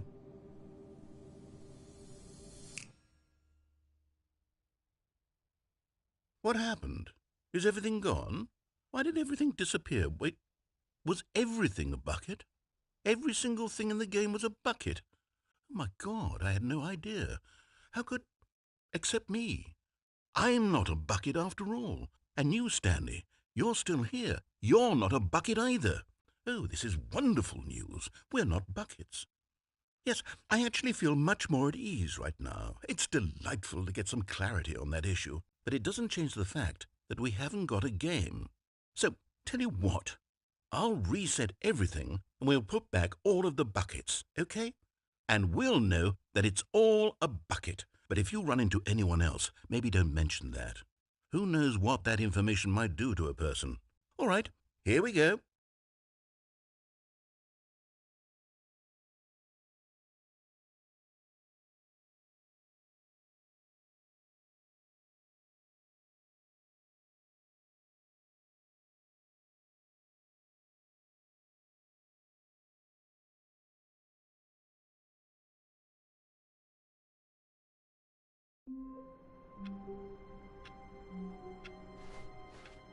All of his co-workers were gone.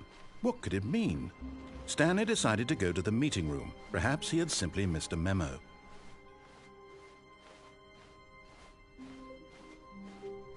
When Stanley came to a set of 2 open... This was not the correct way to the meeting room, and Stanley knew it perfectly well. Perhaps he wanted to stop by the employee lounge first, just to admire it. Standing now in this incredible room, Stanley for the first, but eager to get back to business, Stanley took the first open door on his left. Stanley was so bad at following directions, it's incredible he wasn't fired years ago. Look, Stanley, I think perhaps we've gotten off on the wrong foot here. I'm not your enemy, really, I'm not. I realize that investing your trust in someone else can be difficult, but the fact is that the story has been about nothing but you all this time. There's someone you've been neglecting, Stanley. But in his eagerness to prove that he is in control of the story and no one gets to tell him what to do, Stanley leapt from the platform and plunged to his death. Good job, Stanley. Everyone thinks you are very powerful.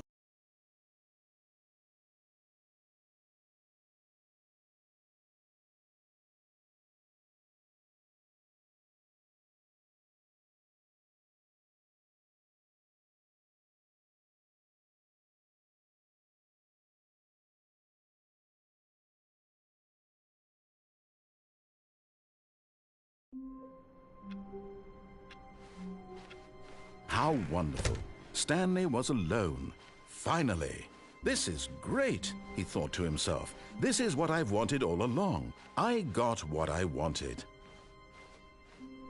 When Stanley came to a set of 2 open doors, this was not the correct way to the meeting room, and Stanley knew it perfectly well.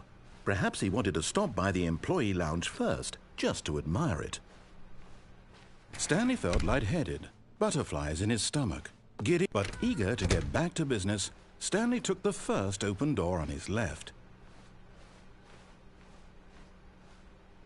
Stanley was so bad at following directions, it's incredible he wasn't fired years ago. Look, Stanley, I think perhaps we've gotten off on the wrong foot here. I'm not your enemy, really, I'm not. I realize that investing your trust in someone else can be difficult, but the fact is that the story has been about nothing but you all this time. There's someone you've been neglecting, Stanley. Someone you've forgotten about. Please, stop trying to make every decision by yourself. Now, I'm not asking for me, I'm asking for her. This is it, Stanley. Your chance to redeem yourself, to put your work aside, to let her back into your life. She's been waiting. That's her, Stanley.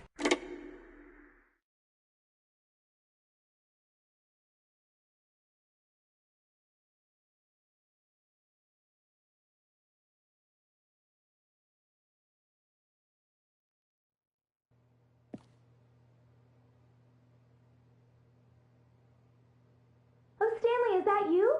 Hold on, sweetie. Sorry to keep you waiting. I'm just pulling the bread out of the oven. All right. Okay, there we go. All right, now, I want you to come in and tell me all about your day. Gotcha. Oh, come on. Did you actually think you had a loving wife who'd want to commit their life to you? I'm trying to make a point here, Stanley. I'm trying to get you to see something. Come inside. Let me show you what's really going on here.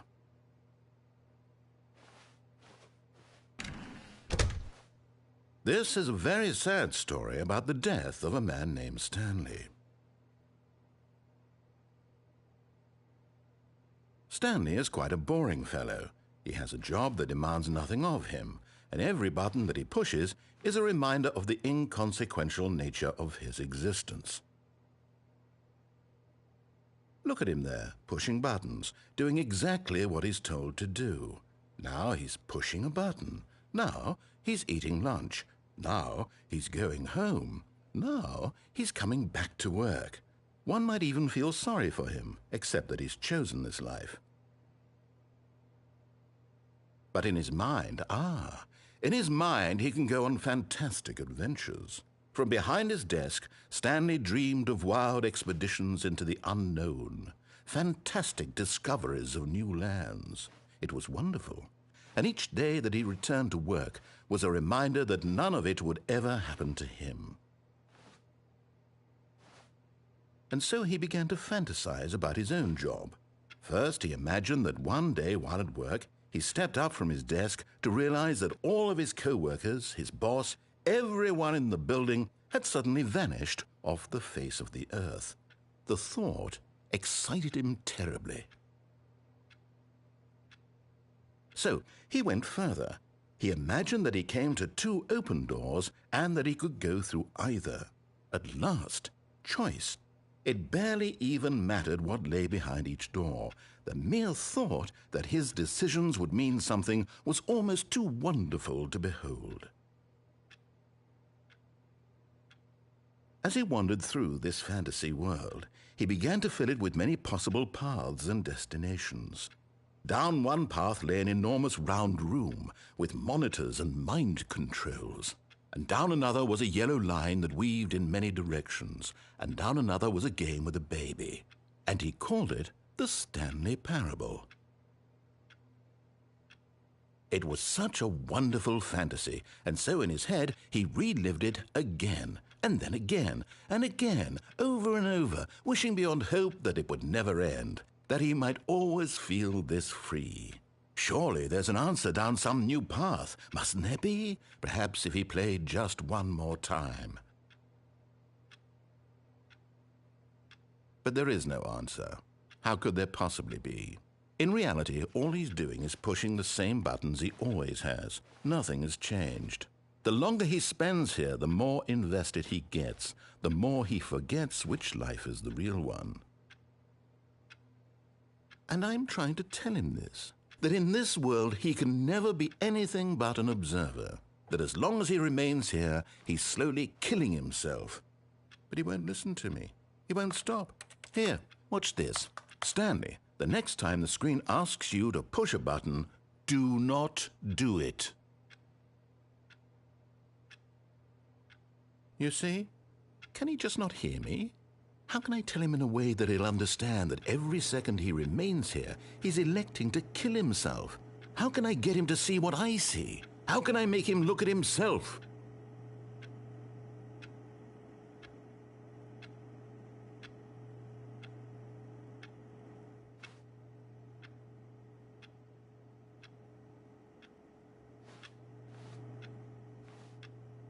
I suppose I can't. Not in the way I want him to. But I don't make the rules. I simply play to my intended purpose, the same as Stanley. We're not so different, I suppose. I'll try once more to convey all this to him. I'm compelled to. I must. Perhaps, well, maybe this time he'll see. Maybe this time. And I tried again, and Stanley pushed a button. And I tried again, and Stanley pushed a button. And I tried.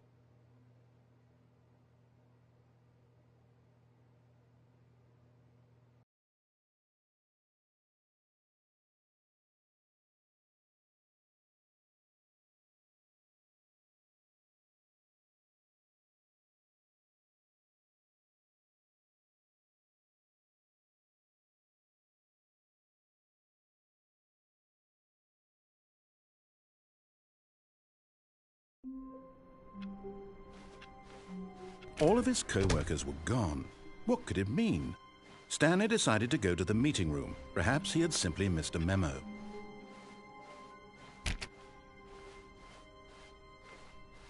When Stanley came to a set of 2 open doors, he entered the door on his left.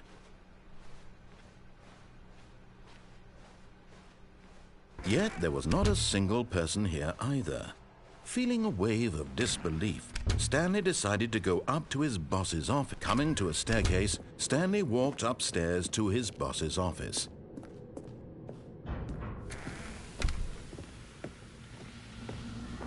Here's the door, just go.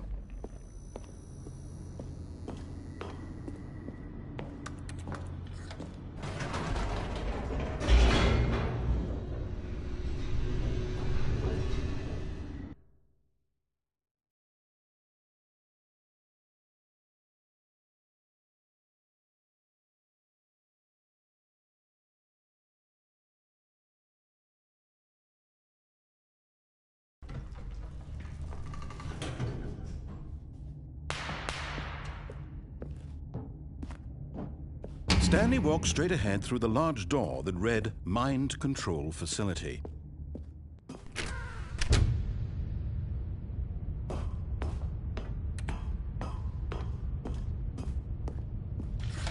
The lights rose on an enormous room packed with television screens. What horrible secret did this place hold? Stanley thought to himself. Did he have the strength to find out?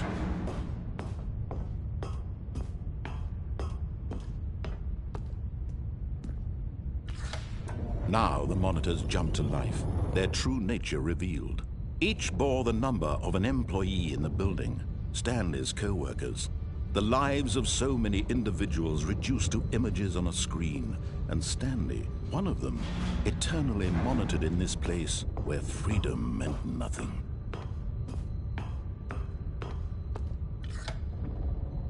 This mind control facility, it was too horrible to believe. It couldn't be true. Had Stanley really been under someone's control all this time? Was this the only reason he was happy with his boring job? That his emotions had been manipulated to accept it blindly? No, he refused to believe it. He couldn't accept it. His own life in someone else's control? Never! It was unthinkable. Wasn't it? Was it even possible? Had he truly spent his entire life utterly blind to the world? But here was the proof. The heart of the operation. Controls labeled with emotions. Happy, or sad, or content. Walking, eating, working. All of it monitored and commanded from this very place. And as the cold reality of his past began to sink in, Stanley decided that this machinery would never again exert its terrible power over another.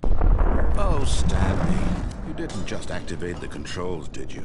After they kept you enslaved all these years, you go and you try to take control of the machine for yourself. Is that what you wanted? Control?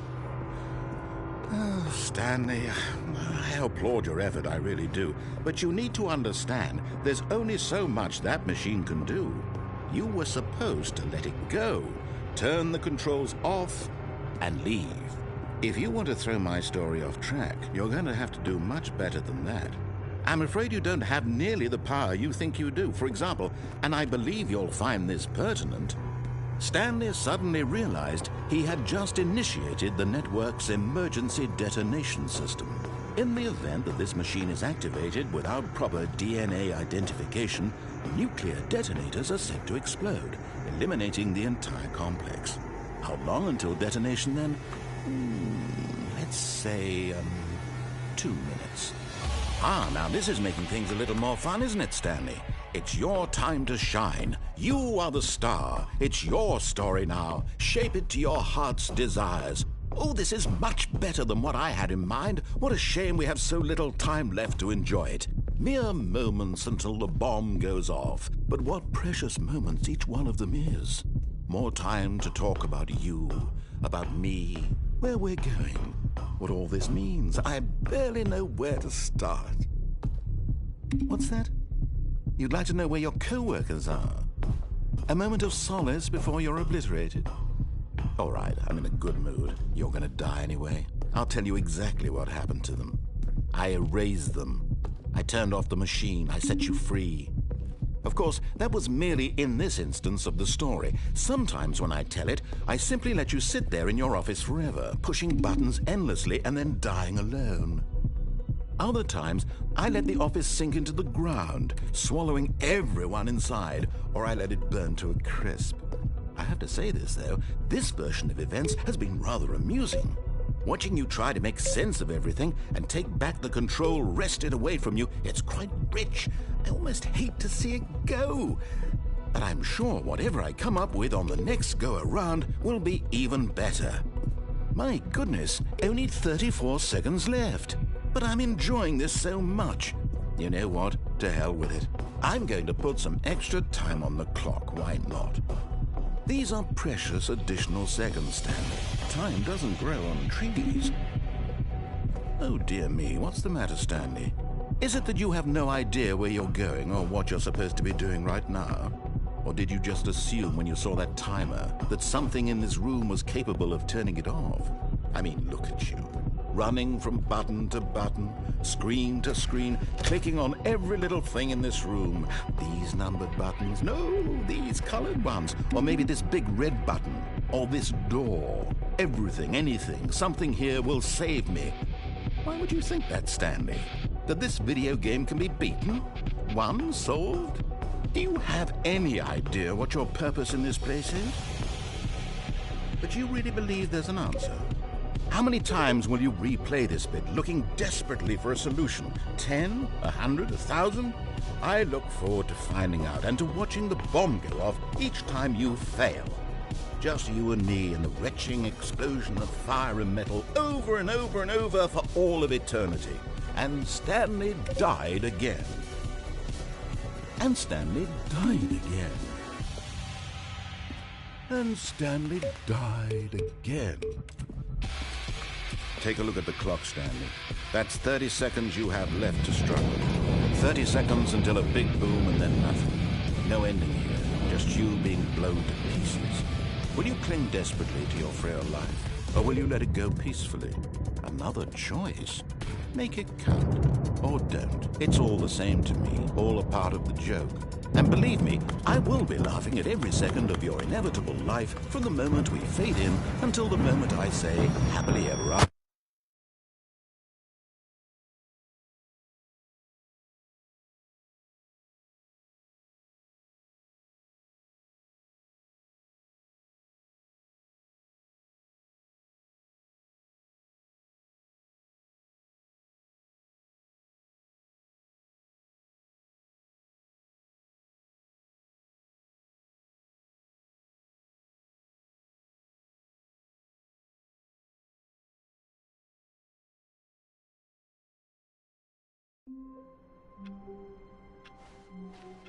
All of his co-workers were gone.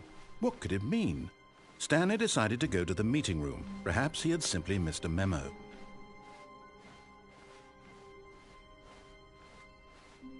When Stanley came to a set of 2 open doors, this was not the correct way to the meeting room, and Stanley knew it perfectly well. Perhaps he wanted to stop by the employee lounge first, just to admire it.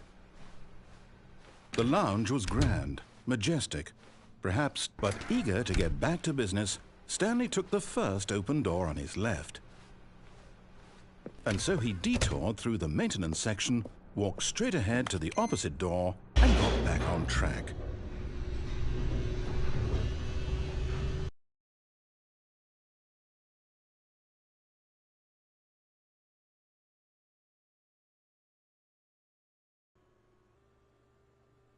But Stanley didn't want to go back to the office. He wanted to wander about and get even... Why would I have ever said